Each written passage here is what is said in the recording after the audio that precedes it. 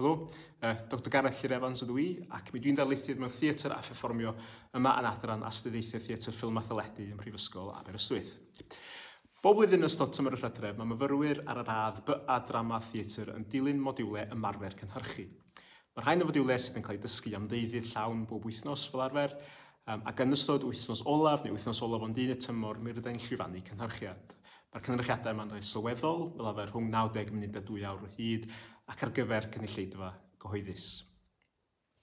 Mae yna fodiwlau sydd yn cael eu cyfoethogi ac sydd yn manteisio ar yr adnoddau rhagorol sydd ganddo ni yma yn yr adran. Mae gan ni sawl gofod ymarfer bwrpasol ynghyd â 2 stiwdio berfformio lawn.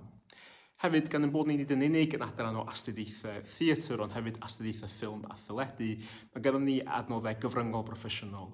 Ac mae hyn yn caniatáu i ni lwyfannu cynhyrchiadau sydd yn aml iawn yn rhai aml gyfryngol ac yn cyfuno'r y perfformiadau byw efo chyfryngau digidol. Mae'r gwaith yma i gyd yn cael ei gefnogi gan gyllid sylweddol sy'n cael ei neillio ar gyfer pob prosiect, ynghyd â chefnogaeth tîm dechnegol trwy gydol y broses gynhyrchu. Ac o gynnydd ei allu defnyddio y cyllidau harbennig yn nhw, mae'n caniatáu i ni lwyfannu cynhyrchiadau sydd yn adloni, ond hefyd sydd yn aml yn heriol, yn uchelgeisiol o ran y defnydd o scenograffi, yn dramaturgaethol feiddgar ac yn aml yn theatraidd arbrofol. Bwrpas y fideo yma ydy rhoi rhyw fath o drosolwg i chi o'r gwahanol fathau o gynhyrchiadau da ni wedi llwyddo i lwyfannu yn yr adran dros y blynyddoedd diwethaf. O dramâu cyfoes i glasuron y theatr Gymraeg, o weithiau sydd wedi ysbrydoli gan sioeau cerdd i berfformiadau hir o ddefol ddyfeisiedig. Dwi'n gobeithio gewch chi fwynhau.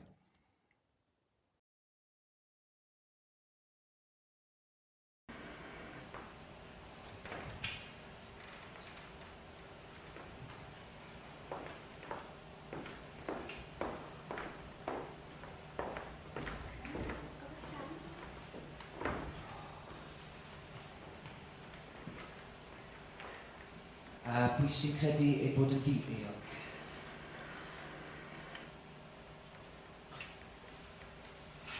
Sdim un frydedd barn clwydd ar y mater? Yn 2013, fe gafodd yr adran y fraint o lwyfannu am y tro cyntaf drama newydd gan Angharad Thomas. Roedd 5 saith yn ddrama oedd yn dychmygu trafodaethau'r heithgor yn dilyn achos llys Saunders Lewis, Lewis Valentine a DJ Williams, ar ôl iddynt losgu'r ysgol fomio ym Mhrynaberth ym mis Medi 1936. I allwch weld o'r fideo yma fod y cynhyrchiad yn manteisio ar adnoddau'r adran ac yn un oedd yn hynod o amlgyfrwng. Mae'r ddrama a thrafodaethau'r heithgor yn ganolbwynt i'r gwaith, ond o amgylch hynny, gan blethu'r defnydd o dechnoleg amlgyfryngol o fewn y testun dramataidd, mwyn taflunio delweddau, gan defnyddio fideo byw, gan ychwanegu gwaith corfforol a gwahanol destunau o di hwnt i'r digwyddiad hanesyddol ei hun, roedd hyn yn galluogi'r cynhyrchiad i osod gweithred wleidyddol ym Mhen Llŷn ac o achos llys yng Nghaernarfon mewn cyd-destunau gwleidyddol a hanesyddol ehangach ym Mhrydain ac yn Ewrop yn yr 1930au. Bill Jackson was a poor old dub who joined the Darktown Poker Club, but cursed that they told him he would join.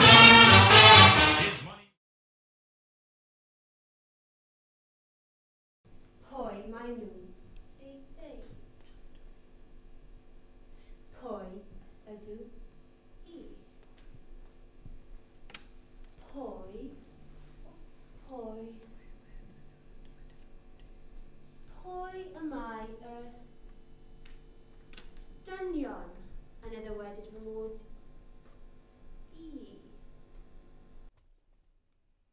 Mae Iesu, gan Aled Jones Williams, yn ddrama sydd yn ailadrodd stori'r Pasg, ond yn llunio'r Iesu fel ffigwr benywaidd.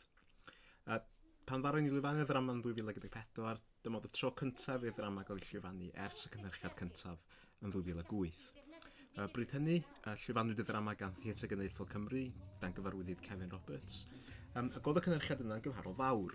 Yna gast mawr, ac oedd gan gynnwys corws, ac fe deithiodd y cynhyrchiad i brif lwyfannau Cymru.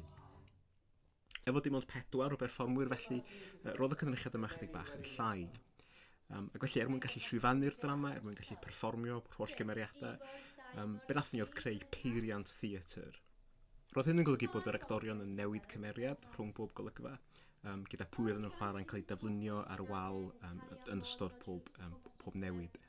Mae'r sgript yn eitha hir, yn eiriog, yn cynnwys sawl araith faith, Ac felly er mwyn goresgyn yr her bod yr holl destyn gorfod cael ei rannu rhwng dim ond 4 perfformiwr, be nathon ni oedd troi'r sgript y ddrama i fod yn rhyw fath o feibl, i fod yn air, i fod yn awdurdod oedd yn rheoli'r perfformiad.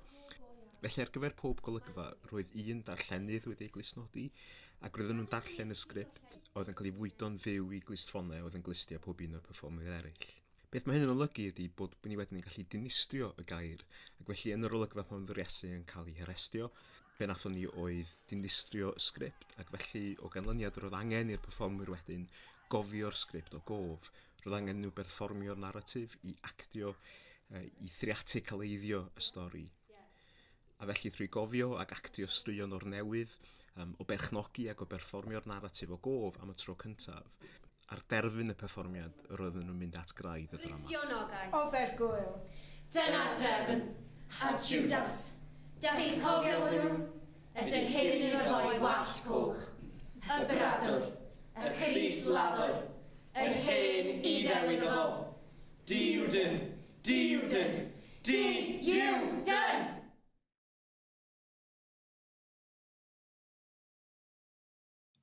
Mae'r ddrama Rhys Lewis, addasiad J.M. Edwards o 1910 o nofel Daniel Owen, yn ddrama bwysig yn hanes y theatr yng Nghymru. Dyma oedd un o'r blockbusters theatraidd cyntaf yn y Gymraeg. Ac mae rhai haneswyr wedi dadlau. Dyma oedd cychwyn traddodiad theatraidd yng Nghymru, sef cyfres o addasiadau o nofelau Daniel Owen. Felly ddaethon ni ati yn y cynhyrchiad yma i geisio ail-lwyfannu'r gwaith gan ddefnyddio rhai o ganllawiau perfformiadol sydd wedi'i rhestru ar ddechrau'r sgript, sydd yn dweud sut ydych chi fod i sefyll, sut ydych chi fod i adrodd, sut ydych chi fod i ddod mewn i bob golygfa, sut ydych chi fod i adael. Mae yna gyfarwyddadau manwl iawn ynglŷn â sut ydych chi fod i lwyfannu'r ddrama.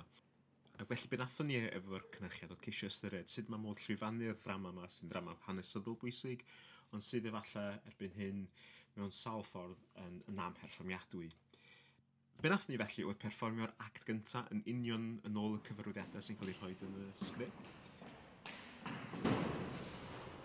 Sut yn ydych chi, Mari Lewis?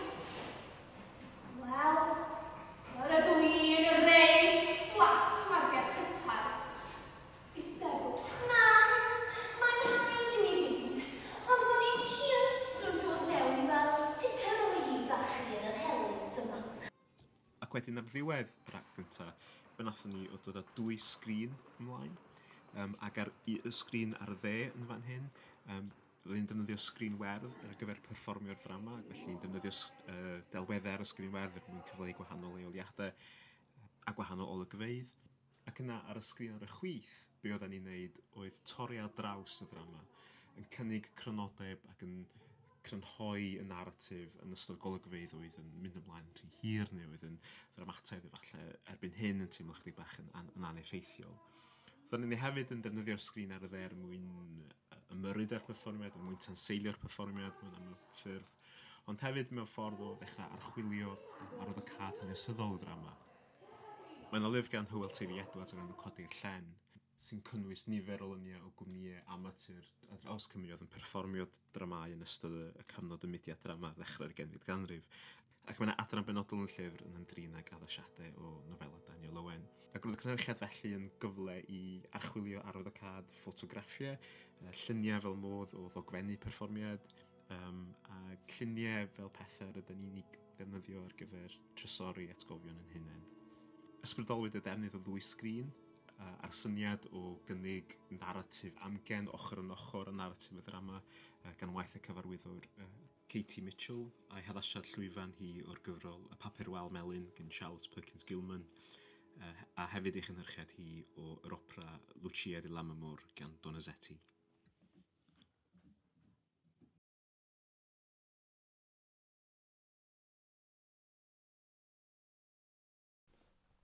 Yn rhannol wedi ysbrydoli gan waith y cwmni Forced Entertainment, roedd Cof yn berfformiad byrfyfyr 6 awr o hyd, ble roedd y perfformwyr yn gofyn cwestiynau i'w gilydd yn seiliedig ar y geiriau wedi gosod ar lawr y studio Emily Davies yma yn yr adran. Roedd y perfformiad hefyd yn 2016 cyn iddo fod yn ddull hanfodol, yn cael ei ffrydio'n fyw ar y we. A dyma'r fideo ydych chi'n gweld nawr ydy'r recordiad o'r darllediad yma. Rebel weekend go iawn. Ond erbyn di llun, dwi'n ôl yn y gwaith. Wedi tynnu'r tatws. Ysdigon. Ysdigon tatws. A dwi'n yn ddyn gwaith cyffredin yn y siwtia. Wir. Go iawn. Beth oedd y gweithgarad ar y Rebel weekend ta? Show dance Llandyssil. Real weekend go iawn. Sed y gariad i'n agor bocs modrwy. A gofyn i ti briodi, mae'n agor o bocs. Ond modrwy o cles sy'n na. Fysa ti'n grac? Ydy e'n gweud mai modrwy o cles yw e? Wel, mae'r bocs yn gweud cles mewn tu fewn. Fi'n gwybod hwnna'n rhywbeth rili fel materol a rili erchill i ddweud, ond byswn i'n rili pissed off. Fysa ti yn? Ie. Fysa ti'n gofyn y fer y terno fe? Byswn. Dwi'n credu beth sy'n diddorol am Ercof, beth oedd yn gwneud y gwaith deimlo mor chwaraeus, ond hefyd ar yr un pryd yn hynod o ddifrifol ac yn feiddgar ac yn ffraith, oedd i fod ei bwrpas yn ymddangos yn arbennig o syml. Beth sy'n ganddo ni un perfformiwr yn enwi perfformiwr arall, yn gofyn cwestiwn iddyn nhw. Mae'r perfformiwr arall yn ymateb, ac yna mae'r weithred yn cael ei ailadrodd dro ar ôl tro ar ôl tro am 6 awr. Beth oedd felly'n ddiddorol oedd gweld sut oedd y gêm eiriol theatraidd berfformiadol yma yn newid ac yn esblygu dros gyfnod estynedig. Roedden ni'n galw hwn yn waith hir o ddefol, gwaith durational, term y bathwyd gan Dr Roger Owen yma yn yr adran. Roedden ni'n hynod o falch eleni fod Peter o'r perfformwyr y gynhyrchiad gwreiddiol, Nanon Evans, Megan Lewis, Naomi Nicholas a Meleri Morgan wedi datblygu'r gwaith ymhellach ac wedi derbyn comisiwn digidol gan Theatr Genedlaethol Cymru a National Theatre Wales. Fe perfformwyd Covid-19 yn mis Mehefin 2020, eto yn fyw ac ar-lein am gyfnod o 6 awr, ond ar ei newid wedd ar gyfer yr oes Zoom yr ydyn ni'n byw yn ar hyn o bryd.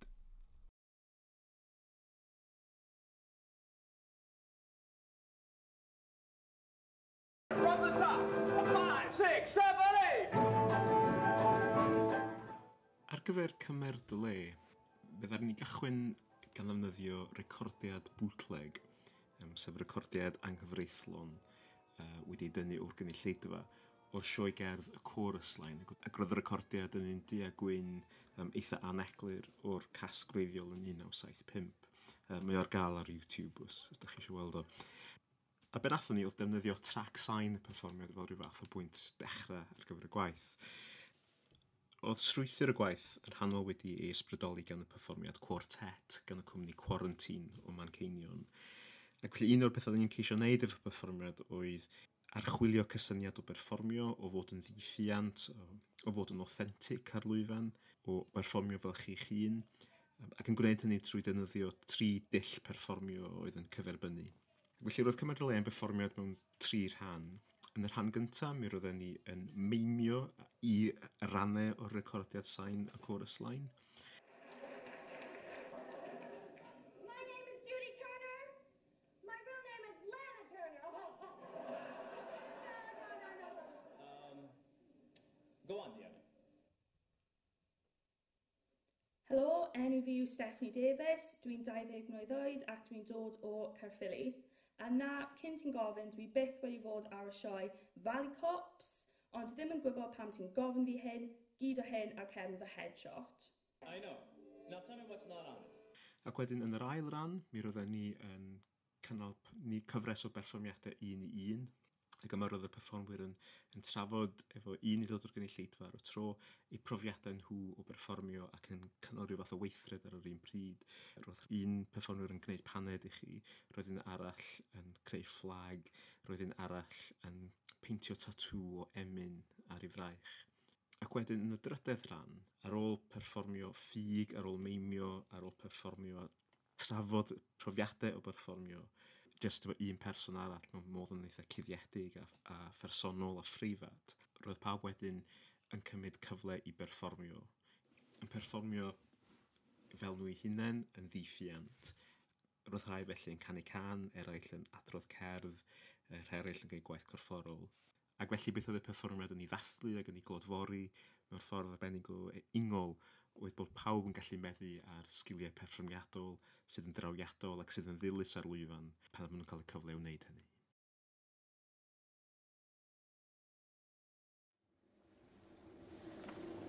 Stafell gan ddylan ys tywyll heno, heb dan, heb weli, hwylaf wers, tawaf wedi.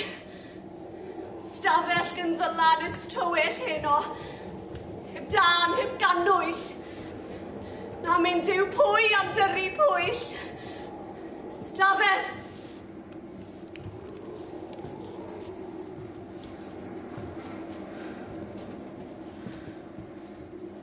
Tywyll heno. Mae Saer fy nef y hun yn aralleiriad bach o ymadrodd sy'n ymddangos yn y gerdd Dinas Noddfa gan R. Williams Parry.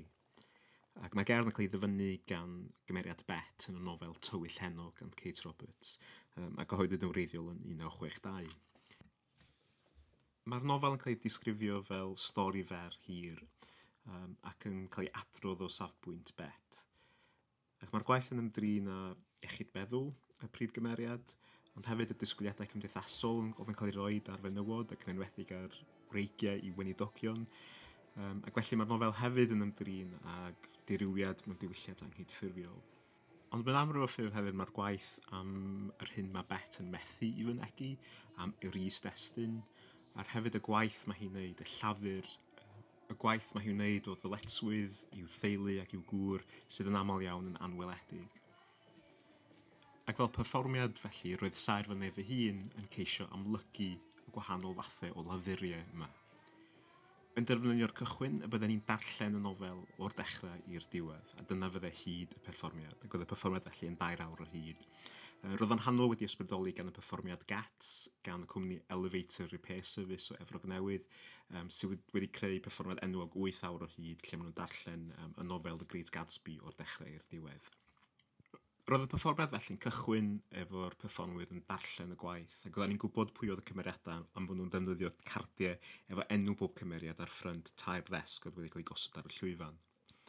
Ond ar ôl rhyw 1/4 awr i mewn i'r perfformiad, mi roedden ni'n agor llen oedd ar y cefn, ac tu ôl i'r llen yma roedd yna sawl desg neu gorsaf, ac felly wedyn yn ystod y perfformiad, fe fydde'r perfformwyr, os nad oedden nhw'n darllen, yn cyfrannu i'r gwaith oedd yn mynd ymlaen yn y cefn. Roedden nhw'n creu ffrog o'r newydd, yn crasu torth, yn pobi cacen, gwneud jam, yn creu colir, rhoi bwrdd at ei gilydd, yn peintio cwpan o soser. Ac fe fydde pob un o'r pethau yma oedd yn cael ei creu ar y llwyfan yn ystod y perfformiad, yna wedyn yn cael ei defnyddio fel propiau mewn un olygfa ddramataidd. Rhwng bob penod, roedden ni'n defnyddio can o'r albwm Melyn gan Adwaith i amrywio rhythm y perfformiad. Ac hefyd, yn ystod hyn, fe fydde yna betalau coch yn disgyn o'r to. Ac felly wrth i'r perfformiad fynd yn ei flaen, wrth i'r perfformwyr weithio a llyfurio, fe fydde'r llawr penod wrth benod yn llenwi efo petalau coch. Ac yn ystod uchafbwynt y gyfrol, yn y benod ble mae Bet yn mynd yn sâl, fe ddefnyddio ni'r gerddoriaeth Gay Gorilla gan y cyfansoddwr Julius Eastman. Ac yn ystod hyn, o droi o fod wedi creu llafur ar gyfer propiau, ar gyfer pethau domestig, roedd y perfformwyr yn rhedeg ac yn ceisio darllen, ac felly bod y weithred o lafurio o geisio cynnal y perfformiad yn mynd yn drech arnyn nhw. Ac yn yr olygfa olaf, ar gyfer y benod olaf, fe ganddo ni recordiad o rywun o'r un oed â Bet yn darllen y nofel. Roedd y perfformwyr yn glanhau y llanast ar hyn oedd wedi greu yn ystod y perfformiad, ac yn arwyddocau i'w ymdrech ar gyfer llechen lan, yn union fel mae'r gyfrol ei hun yn gorffen.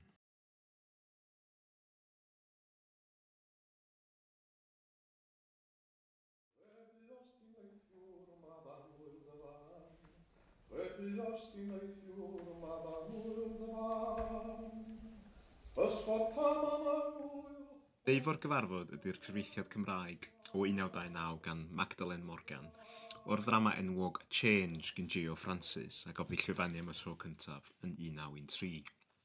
Fel Rhys Lewis gynt, mae hi'n ddrama sydd yn hanesyddol bwysig o fewn datblygiad y ddrama yng Nghymru. Nid yn unig o ran ei chywair a'i chynnwys, Mae hi'n enghraifft gynnar a phwysig yn nodweddiadol o naturiolaeth eiddfed yn y theatr yng Nghymru. Roedd hi hefyd yn ddrama oedd yn hynod o lwyddiannus ac yn hynod o boblogaidd. Nid yn unig yng Nghymru, ond hefyd thu hwnt. Fe perfformwyd hi yn y booth theatr Nefrog Newydd yn 1914. Mae'r ddrama yn dilyn y glôwr John Price, i'w wraig Gwen, a'i meibion John Henry, Lewis a Gwilym, ac maen nhw'n byw yn nhref dychmygol Aberpandy ym Morgannwg. Ac mae hi'n ddrama yn olrhain sut mae grymoedd tu hwnt i reolaeth y teulu bach yma, grymoedd cymdeithasol, gwleidyddol, crefyddol ag economaidd, yn araf bach yn dinistrio'r teulu. Ac felly er mwyn llwyfannu'r syniad bod y byd a chymdeithas y teulu yn araf bach yn dechrau caethiwo nhw, fydd ar ni lwyfannu hynny trwy gyfrwng y set. Mae'r ddrama wedi gosod yn ystafell fyw y teulu, ac fe perfformwyd y cynhyrchiad ar lwyfan mewn un sgwâr gwyn. Ar ddechrau perfformiad, roedd yr ystafell yn agored, ond wrth i'r ddrama fynd yn ei blaen, roedden ni'n gosod waliau o amgylch y teulu, hyd nes yr enid dyngedfennol ble mae'r mab iengaf Gwilym yn cael ei ladd mewn brwydr rhwng y glôwyr sy'n streicio a gweithiwr sydd wedi cael ei gyrru i'r cymoedd i dorri'r streic. Bryd hynny, roedden ni'n cael waliau yn gyfan gwbl, ac mae Gwilym yn cael ei saethu mewn camgymeriad. A bryd hynny, er mwyn cyfleu'r trobwynt tyngedfennol hwn yn y ddrama, roedd y llwyfannu yn newid yn gyfan gwbl ac yn troi'r act olaf i fod yn un o artaith ac i fod yn hollol wahanol i'r hyn a welwyd yn yr actau blaenorol o ran techneg perfformio ac o ran llwyfaniad. Wedi ysbrydoli'n gan y gynrychiadau y cyfarwyddwr o Wlad Belg Ivo van Huffe ac yn enwedig i addasiad llwyfan o'r ffilm Le Damné ac hefyd cynhyrchiad y cyfarwyddwr Robert Icke o ddrama Ibsen The Wild Duck. Trwy gyfrwng y cynhyrchiad yma, roedd yna ymchwiliad i'r posibiliadau o lwyfannu hen ddrama o'r canon dramataidd Cymreig, ac i ystyried sydd gallu gwneud hynny gan ddefnyddio technegau cyfoes ac ar gyfer cynulleidfa gyfoes.